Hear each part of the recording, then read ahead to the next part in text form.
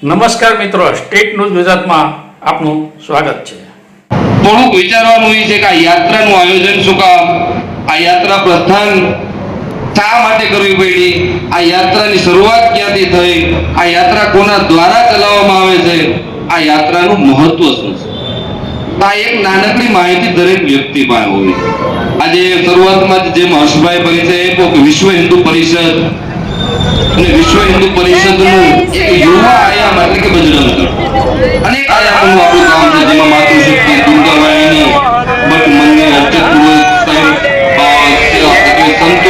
જેમ કહેવાય ધર્માચાર્ય, સંપર્ક પ્રમુખ, એવા અલગ અલગ આયામો, એમાંનો એક આયામ એટલે કે જે યુવાઓનું આયામ છે, જે બજરંગ દળથી કામ કરે છે। એ બજરંગ દળ દ્વારા દર વર્ષ આવતા કાર્યક્રમો, તેમાંના 5 કાર્યક્રમો હોય છે અને 2 સપ્તાહ હોય છે। એ 5 કાર્યક્રમોમાંથી આ એક કાર્યક્રમ એટલે કે બાબા બુઢા અમરનાથ યાત્રા, જેને આપણે સાહસિક યાત્રા તરીકે કહીએ છીએ, એટલે કે ભારતભરમાંથી નક્કી થયેલી તારીખે દરેક પ્રાંતમાંથી યાત્રાળુઓ આ યાત્રામાં જોડાય।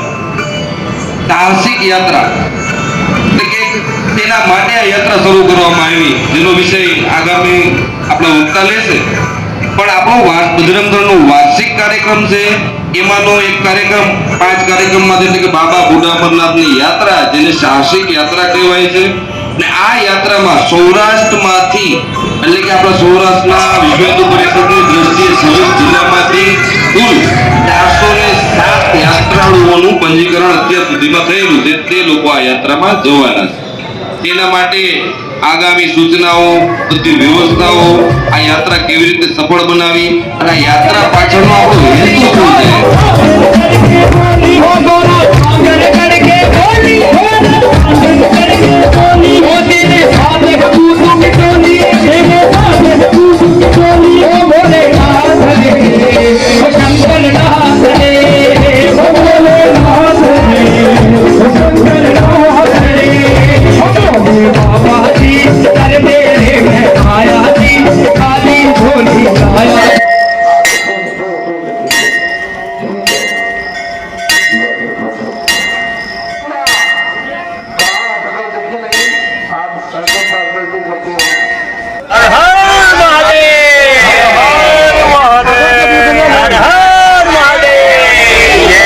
નમસ્કાર, મહેશ ભટ્ટ।